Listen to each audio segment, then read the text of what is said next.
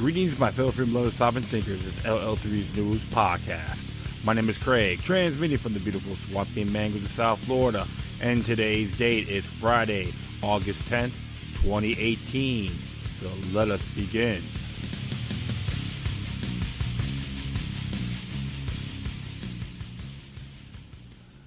Good early morning to you if you live in the Fort Lauderdale area, the East Coast, etc., and the rest of the world.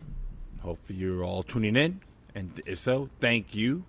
And all right, so it's going to be typical as usual, geopolitical stuff, some certain current events, very interesting. What's happening, of course, the still continue about the purge of Alex Jones, and so other things are all authoritarian motives. So always be careful what you wish for, to be exact. So instead of jumping all that, like I did a few days ago, did the show, I'm going to be talking about the so-called lockdowns going to be happening at Charlottesville, Virginia, for the first anniversary. That was actually social engineering at its finest, as far as I'm concerned. Now, I'm going to do a little commentary here. That was just from David Rutherford. Made a little commentary on this from On the Front Lines, the Rutherford Institute. The statement from the Rutherford Institute regarding government lockdown of Charlottesville in advance on August 12th anniversary. When it's appropriate that the government and the public work together to ensure that the tragedies of August 12, 2017 are not repeated, locking down the community and enacting measures tantamount to martial law without any credible evidence warning such extreme measures is not an acceptable solution. In the absence of any publicized information about credible threats to the public surrounding the upcoming one-year anniversary of the event of August 12th. Just to let you know, it's on George Soros's birthday. Think about that, my friends. The Rutherford Institute has grave concerns about, 1, the city of Charlottesville's decision to enact severe lockdown security measures in advance of the upcoming one-year anniversary of the August 12th events. 2, the process that resulted in the adoption of such measures. And 3, the impact that will have on the civil liberties of the residents of the community. I can say this one, my friends. Thomas Jefferson's rolling in his grave. I'll continue on here. These measures are not only directed, limited to public's freedom, but do so indirectly by imposing a chilling effect upon civil liberties. Moreover, these draconian police state measures are presumptuous in their expectation of civil unrest, intentionally alarming and utterly lacking in transparency. A declared state of emergency, by declaring a state of emergency and enacting heightened security measures for August 12th through August 10th through 12th, without providing any specific information as to credible threats that might warrant such extreme actions. The city has cast a shroud around the area that makes it akin to a community under martial law. Massive police presence. The city has provided no credible justification to the public for the massive influx of police and National Guard into the area for those days, reported to be more than 1,000 in number. What the hell? Barring any credible threat, this overwhelming law enforcement and military presence is unnecessarily intimidating and may deter citizens from lawfully exercising their First Amendment rights to express and assembly, while also contributing to heightened tensions. Restricted security area where the city has stated its desire to respect citizens' rights of freedom of speech and to peaceably assemble. The lockdown measures being enacted, restricting to the downtown mall, establishing police checkpoints, limiting movement, prohibiting certain items and articles of clothing appear to contradict the city's stated commitment, while sending mixed messages about the city's objectives. Under the Constitution, public places, such as those deemed in a security area, are presumptively open to citizens to exercise the rights of expression and the freedom to come and go as they please. Yet the measures planned by the city will significantly limit those rights. Lack of transparency. The process by which these measures have been implemented has been wholly lacking in transparency and has increased citizen unease. The city has no time to disclose it has information which would warrant the drastic measures it has taken. Government officials have actually noted in public information that no events have been granted permits for downtown parks for August 10th through the 12th. The extreme steps of imposing a state of emergency and establishing a security area only leaves the public to guess at whether these are preemptive measures or are based on information giving city officials true cause for concern that violence may erupt. If you would have did everything by the book last year, you wouldn't be a damn mess. Recommendations. It is our hope and expectation that in carrying out their duties to protect civil liberties, ensure the safety of the community, and maintain law and order in relation to this upcoming August 12th anniversary, the government and its agents will, 1, inform the public about their plans and any credible threats to public safety. 2, ensure that police are trained in how to respect civil liberties. I say natural-born rights, with all due respect to the folks at Rutherford Institute. And 3, ensure that police are meaningfully trained in how to deal with or de-escalate potential violence. 4, employ de-escalation tactics or establish clear barriers between warring factions of protesters, if any make an appearance. 5, protect public safety and instill public faith in the government. That's right, because I say this, and I will say it again and again and again. The blood's on the hands of the government of Charlottesville, and possibly, and I can say the Commonwealth of Virginia as well. They are responsible for not following through on their contractual agreement with the alt-right, Richard Spencer, whatever. It can happen to anyone in that town, in that state, and beyond. That's why I'm not afraid to call these people out. Don't go in there blaming Richard Spencer for the death of that one participant, which is absolutely tragic. I am not fond of what happened, and even though she represented a political forum or organization, which I'm not too fond of. Okay, it was like the battle of the charlatans, with all due respect. But one thing we know for sure, the city of Charlottesville has breached their oath of office to represent their elected servants. Breached their oath under Article 2, Section 7 of the Virginia Constitution. What I'm going to be doing, I'm going to add a past episode on this in reference to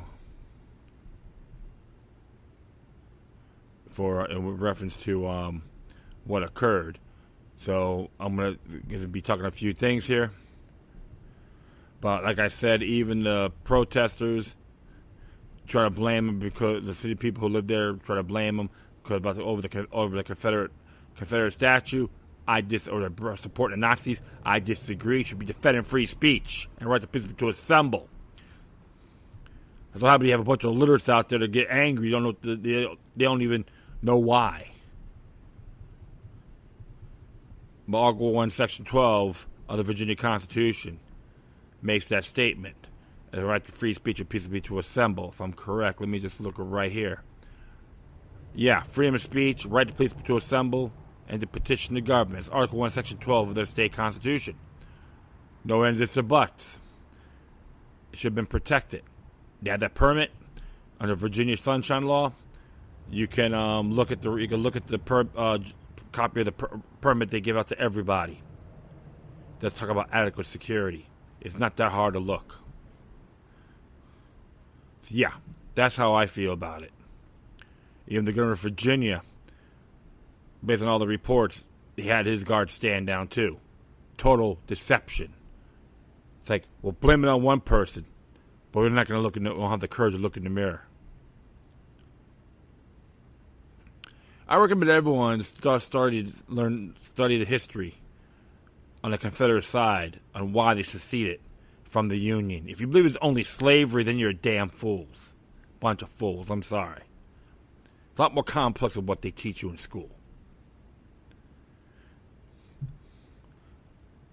That's one of the areas I could tell you. So, but the fact is, I'm gonna add that link to it, to the Charlottesville,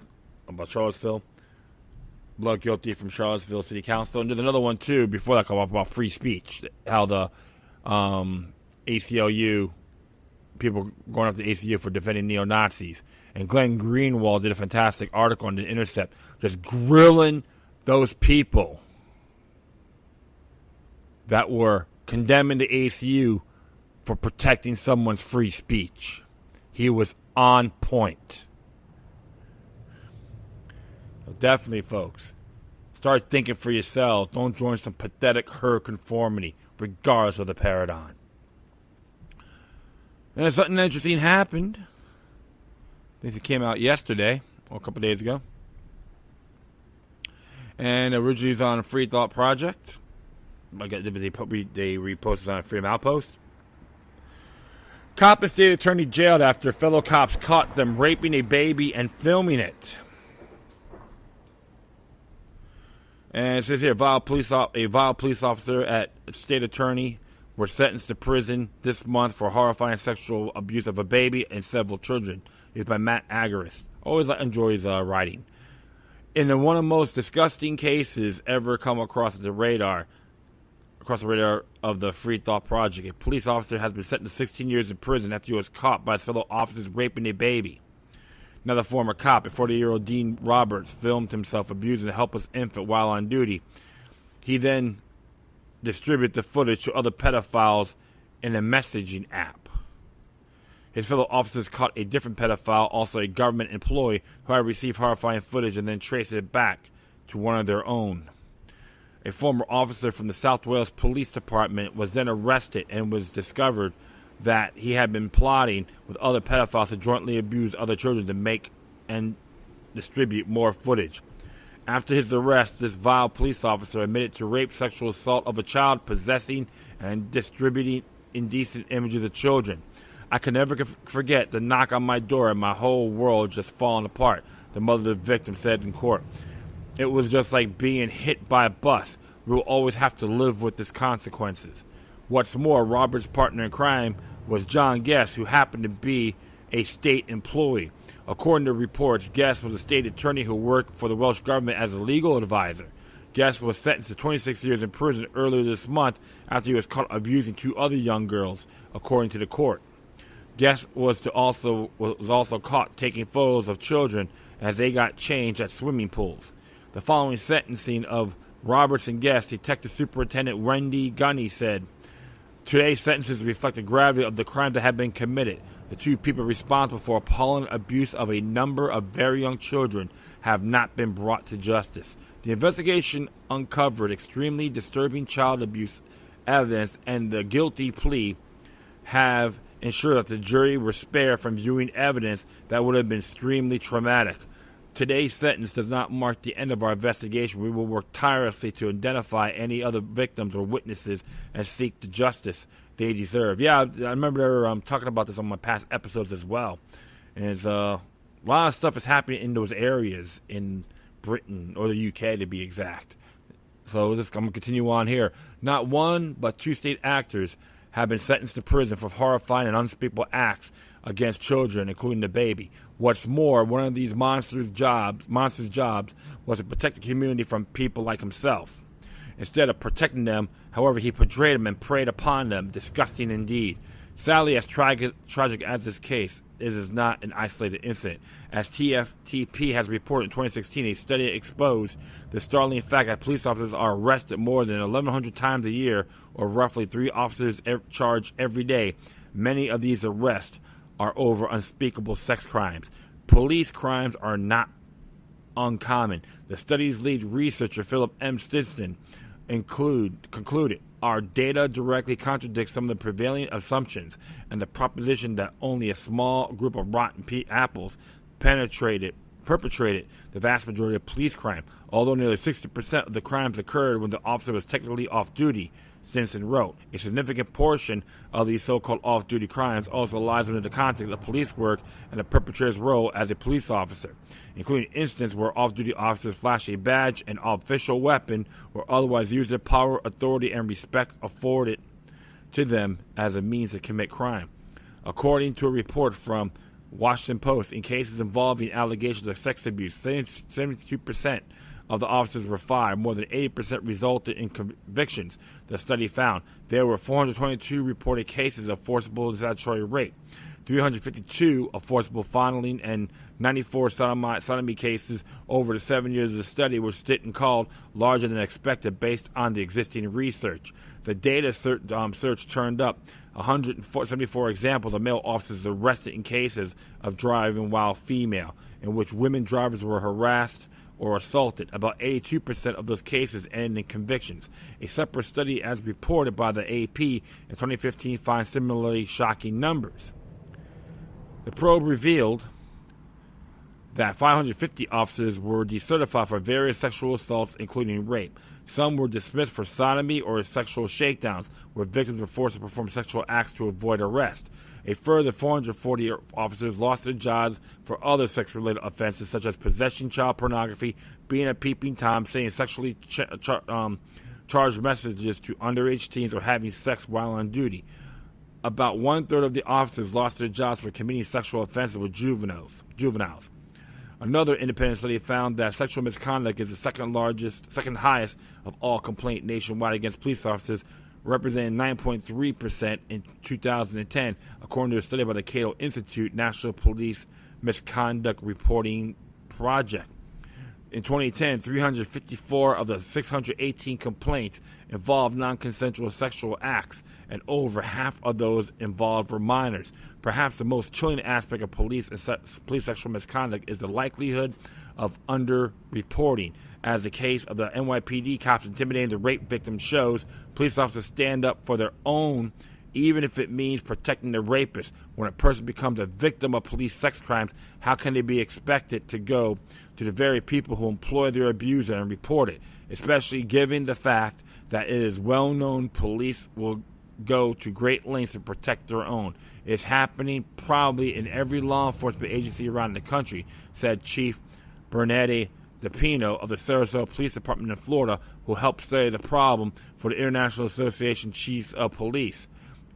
It is so underreported. People are scared that if they call and complain about a police officer, they think every other police officer is going to be out. Then every other police officer is going to be then out to get them.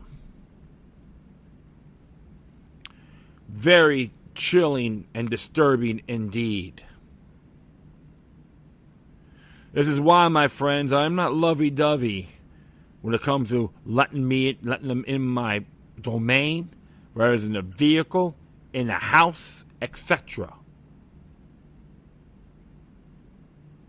Even the ladies got to know about their rights. You're not their peasants, they're sex slaves. See the same thing with the men. One of those areas, when it comes to police, they're nothing more than governmental delegates. They're not higher than everybody else. They're not above you. They don't make laws that assume that. To me, it's nothing more than a rhetorical deception. The truth of the matter is, my friends, the police aren't obligated to protect you. I know I probably said it so many times. Sovereign Immunity and Tort Liability Act. Look it up in your own state, Commonwealth, territory, etc.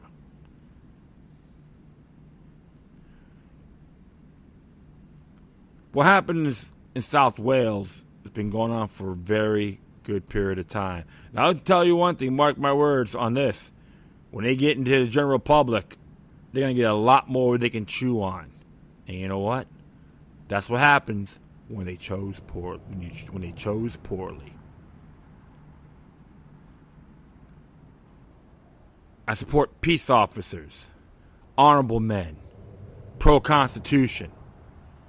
Not ones who are rogue, deputies of Nottingham, or revenue-collecting demonods, etc. And you want to federalize the police? Like that jackass Al Sharpton wants to do? He says, oh, federal police, I want to screw my followers and the people of this nation. That's what he's saying. Call himself a Christian. Pretty blasphemous as far as I'm concerned. But one thing I know for sure, my friends, been a dangerous world for a long time. This is why I am pro self-defense and I support my basic rights, period. If you're going to trust the government, you're going to get ramrodded. Being a yes sir, yes man, or goody two-shoes, not going to get you anywhere. I know people play off pretty well. Finesse is very good. I recommend everyone out there get their own dash cams in their vehicles and videotape these people. Everyone's a reporter. They can document, so can you. They're not that special. They have obligations to protect and serve the public to the best of their ability. Even though they're not obligated to protect you as an individual. But why give them the authority on harassing you? That's how I see it. You give me your intake on this. I don't mind at all. All right. So this one came out a couple days ago.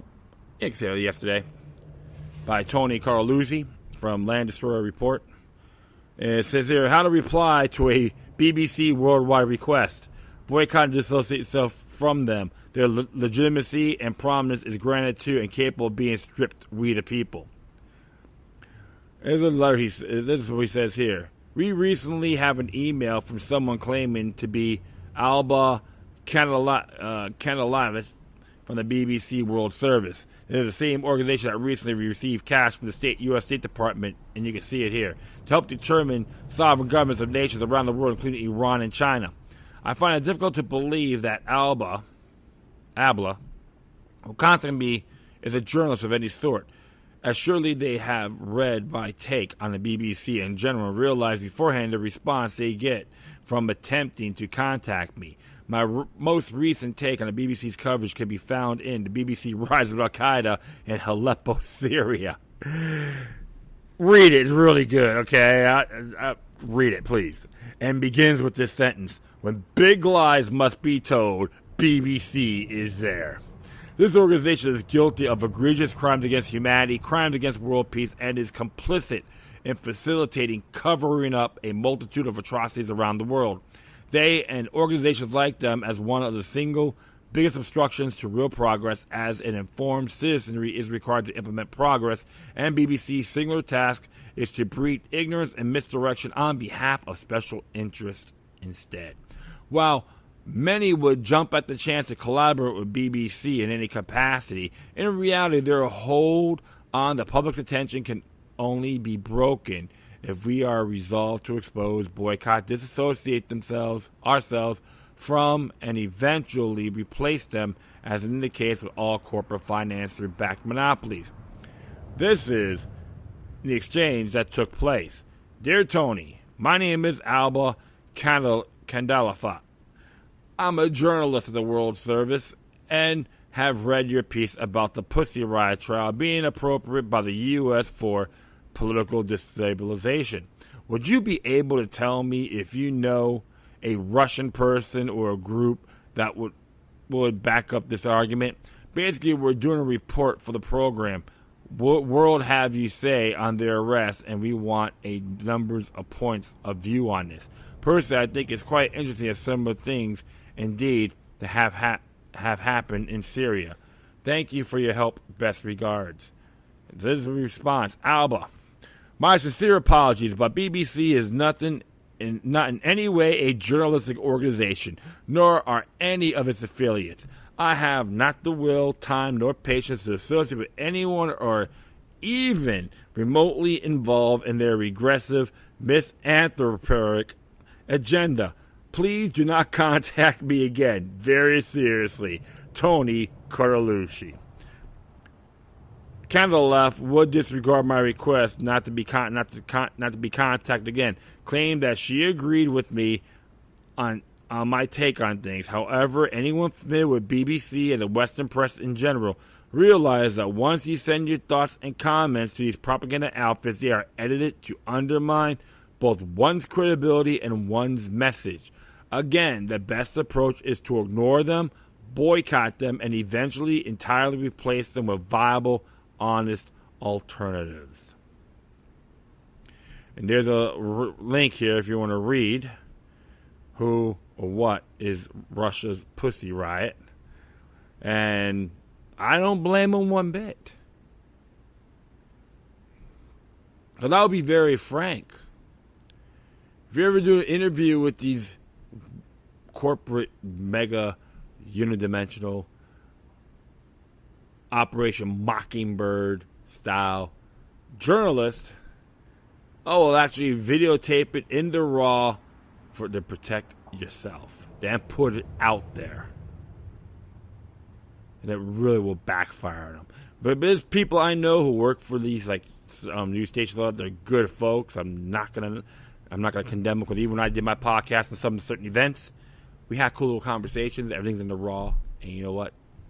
It's cool. They're not gonna just those editors, the higher ups. They want to control everything. So, no, that's not good. We'll do it this way, or get money from the U.S. State Department. Okay, we'll do it their way, or the CIA. We'll do it their way. MI5, etc. I like that response. I think it's very cool. Thank you there, Tony. I'm glad I narrate for this show. All right. Next one here is a reference to net neutrality. Big tech shows net neutrality's battle was about power, not an open internet. By Tho Bishop. By Mises.org. Came out the 9th. The D platform of Alex Jones and InfoWars is a subject that has a number of layers to it, including responsibility of social media companies to have free speech, particularly in the world where the lines of big tech and big government are increasingly blurred. While I leave others to debate those particular subjects, these deployments and reactions to it do help provide clarity to another heated high-tech related debate, the hypocrisy of net neutrality advocates. After all, there is a ton of overlap between those who advocate Title II regulation of the internet and those celebrating the deplatforming of Alex Jones. It is particularly true among the most powerful players in this debate, including legislators and leaders in the industry. For example, the reaction from big techs to the FCC repeal Title II regulation last December. Facebook's Sheryl Sandberg published a statement saying an open internet is critical for new ideas and economic opportunity. We're ready to work with members of Congress and others to help make the internet free and open for everyone. Google encouraged online activists to take action in order to protect the free flow of information, help make sure the internet is available to everyone and everywhere. Apple went so far as to say an open internet ensures that hundreds of millions of consumers get the experience they want over the broadband connection they choose to use with the devices they love, which have become an integral part of their lives. What consumers do with those tools is up to them, not Apple, if not broadband providers. Fast forward 8 months later, and now those that demanded ISPs treat all content equally are the same platforms actively decide on what content is or is not permissible for consumption. This is hardly surprising to everyone who has paid attention to the debate. Google and Apple's lip service to the importance of protecting tech startups has never jived well with their app stores, serving as the greatest filters to what new products can be easily accessed by the consumer public. Tellingly, most have caved to government pressure whenever an app, no matter how popular, has frustrated legal authorities. What is the most impulsive about tech giants' contributions to the net neutrality debate is how potentially dangerous their disingenuous crusade was to future the Internet of America. After all, largely overlooked at FCC Chairman Ajit Pal's willingness to stand up to Mark Zuckerberg, Larry Page, and the other titans of tech is that the major victory for the future of online service 5G. Very Orwellian indeed, right? And industry analysts like Peter Ray Zavy have explained network slicing, a key architecture for 5G, will allow operators to provide different services with different performance characteristics to address specific use cases. It's critical that quality of service managed be employed by 5G because 5G is being designed for a wider range of use cases than prior technology generations, and certain applications will need higher priority than others. Even with access to new spectrum and peak throughputs that will exceed 1 Gbps, 5G networks will need to manage latency, reliability, massive numbers of connections, and a mix of stationary and mobile users. Rezavi added, the United States has assumed global leadership in 4G and enjoys deep LTE penetration, including smartphone platforms and vibrant application ecosystem. But globally, countries and companies are investing in and concentrating on what will come next. 5G, constraining 5G rules with rules that unnecessarily undermines its potential and its economic folly, he said. Tellingly, there are imposition of the FDR era, like regulation on internet service providers, correlated with a significant decrease in telecom investment, stalling the development of American 5G at a time when America's tech dominance is threatened by rivals like China. This is not to say that private companies have an inherited responsibility placed to national interests over their own bottom line. Companies have the right to behave cynically. At the same time, those same companies deserve to be exposed for such behavior and allow consumers to react accordingly. Net neutrality was about control and regulatory capture, not online freedom. What tech giants are now counting on is that the best loyalty and market size will isolate them from the increased politicization of their content, something that may not be working out so well for Netflix. At the end of the day, on the market, it is consumers that are the kings. Will consumers' apathy allow Silicon Valley to serve as America's censors, or will we see a new brand of walk-away campaign? That's up to the American people to decide. And I agree completely. The net neutrality, when they say go contact the FCC, is saying government help us. We can't handle things on our own. We need your assistance. Even though you're a bunch of douchebags, we need your help. Big mistake, indeed. And that's why I remember a while back they have community internet services, which is a lot better than relying on net neutrality. People got to look at the fine lines here. You better study. People need to study their history when they happen to go to the government for everything. It backfires, man. That's not freedom. It's tyranny. That's how you have to observe it. It's not open free capitalism. That's all irrelevant. So one thing I know for sure. They need us more we need them. That's how you have to look at the playbook. Without the people using this, they're done. Supply and demand. So I say this. Screw net neutrality. Let the market open up. I'll tell you one thing. One day, We're all going to have our own servers, and we don't need these big mega companies to tell us how to do it. Alright.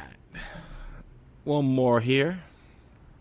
Came out the 9th by Lawrence Davidson. Consortium News. Faulty logic behind the attack on BDS. Defenders of Israel are using flawed logic in trying to tar supporters of the age-old tactic of boycotts as anti-Semitic, argues Lawrence Davidson. If you search the topics boycotts on Google, you immediately realize how historically common they are. There are a lot to choose from, and one of the first listed in 1769, boycott instituted by the First Continental Congress against Great Britain over the issues of taxation without representation. That makes a boycott against a perceived oppressive power an integral part of American heritage. As you move into the modern era, a reaction against racism also becomes a noticeable motivating factor for many boycotts. The Chinese instituted a boycott against the United States over the Chinese Exclusion Act of 1892 and 1904. Then in 1933, the American Jewish Congress declared a boycott of Nazi Germany in protest to its racially motivated oppression of Germany, of the German Jewish community. In the 1940s, Gandhi would encourage Indians to boycott Imperial Britain. In the 1950s and 60s, African Americans would boycott segregated institutions in the U.S. South. In the 1960s to the 1990s, much of the world would boycott South Africa over the issue of apartheid. Yeah, but the rest of the countries in Africa, they can care less. And this is but a short list. In 2005, 170 Palestinian civil society organizations, including unions, refugee networks, women's organizations, and political parties, put a call out for a boycott of Israel. This was to be a nonviolent effort to pressure the Zionist state to conform to international law and cease its oppression of the Palestinians. The call was also for a divestment from Israel and all entities that assisted and profited from its behaviors, as well as for eventual sanctions. This is known as the Boycott, Divestment, and Sanctions Campaign, or BDS for short. Redefining anti-Semitism. Even though the Jews had suffered in the Holocaust during World War II and had used boycotts as a weapon against their oppressors, the Israelis and their Zionist supporters have taken great umbrage at the call for boycott by the Palestinians. They see it as anti-Semitic. For instance, in the U.S., the Zionist Anti-Defamation League has this to say about the BDS campaign on its website. Many of the founding goals of the BDS movement, including denying the Jewish people the universal right of self-determination, are anti-Semitic. Many individuals involved in BDS programs are driven by opposition to Israel's very existence as a Jewish state. And all too often, BDS advocates employ anti-Semitic rhetoric and narratives to isolate and demonize Israel. The statement expresses the official Israeli Zionist position, and its core is a purposeful conflation of the Jewish people and the Israeli state. By insisting on this identification of Israel and all Jews, the Zionists are able to redefine anti-Semitism. Indeed, they take a very old and well-understood phenomenon and give it a radically new and quite suspect definition. The traditional definition of anti-Semitism is a dislike or bias against Jews by virtue or their imagined inherent Jewishness. Note that it is very different from objecting to, say, the criminal behavior of someone or some group that just happen to be Jewish. In the first case, it is Jewishness that you object to. That is anti-Semitism, and the second case is the criminal behavior that you object to, regardless of whether the criminal is Jewish. That is not anti-Semitism. Okay, whether the criminal is Jewish, that is not anti-Semitism. Those ethics. However, by arbitrarily conflating all Jews with the Israeli state, the Zionist tells us that criticism of opposition to Israeli state behavior, even that behavior is criminal, is anti-Semitic. It is because Israel stands for all Jews. Thus, they redefine anti-Semitism in a way that allows Israel to sidestep all moral responsibility by turning their argument around and pointing their fingers at the critics. Can we say defense mechanism? For instance, do you object to Israeli ethnic cleansing of Palestinians? Well, the Zionists The issue is no longer the criminal nature of ethnic cleansing, but the alleged anti-Semitism of those criticizing that behavior. Yes, everyone but you. Okay? Let's consider this Zionist maneuver against the following background. In June 2018, the General Assembly of the Presbyterian Church, representing 1.5 million Americans, voted unanimously to support the BDS program.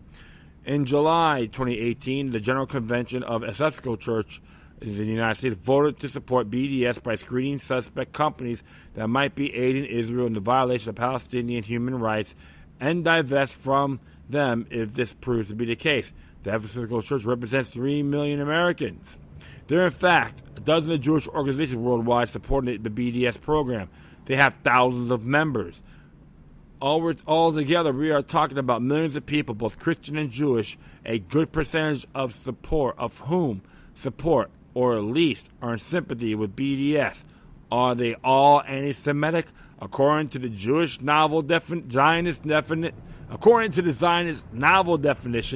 the one that conflates Jews with the Israeli side. The answer is yes, but clearly this assertion can't be right.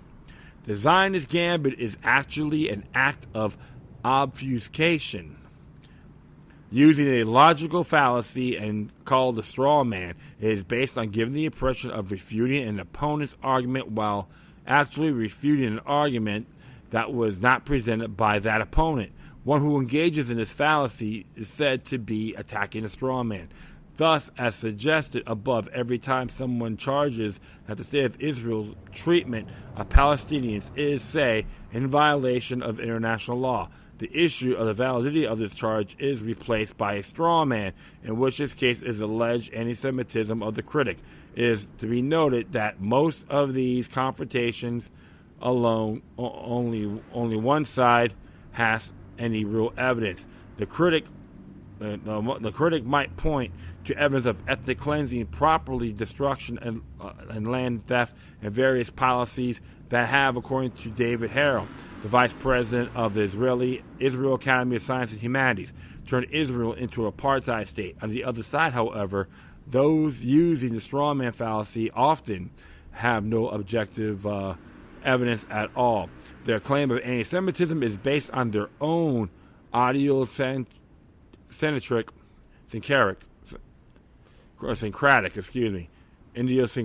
definition of this prejudice.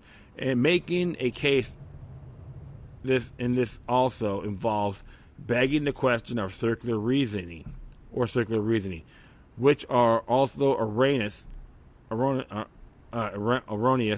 ways of arguing. This occurs when a person assumes the evidence of their argument the very conclusion they are attempting to prove.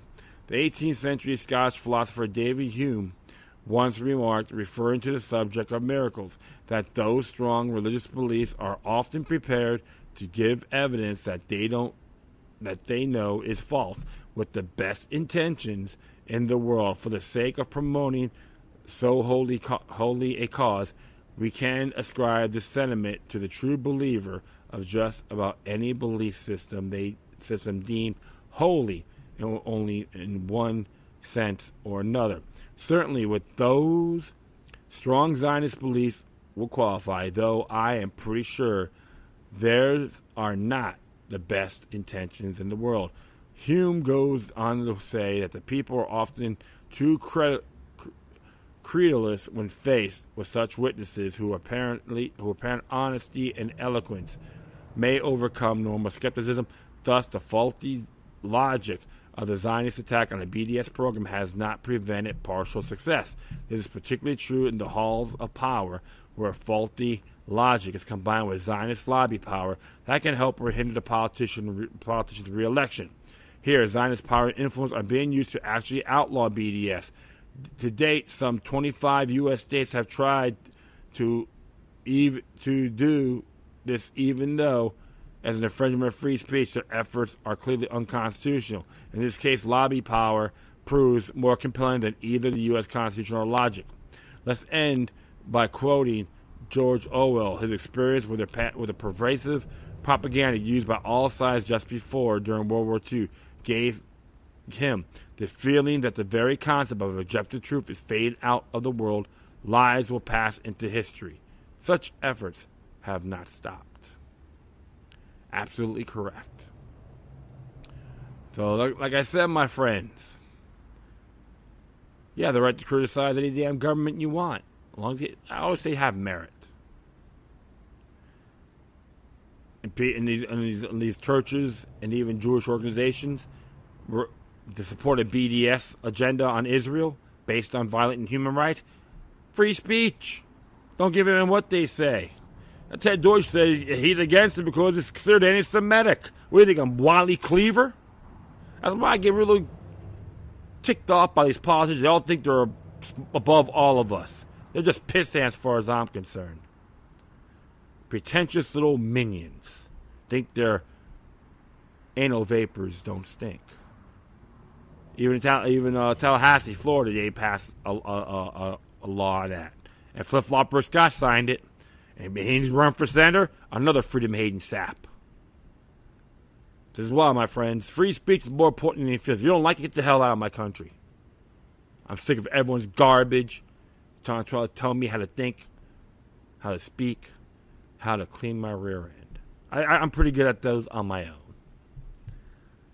So one thing I know for sure, support. If you want to support BDS, so be it. A little rebellion now and then is good. That's what Thomas Jefferson said. All right, my friends. I'm going to add a show here by Consortium News Radio, the first episode by Peter Van Buren. He talked about him being banned on Twitter and all that. So it's very, very good interview. I recommend everyone check it out. So I'm going to add that to the memo. And that is it.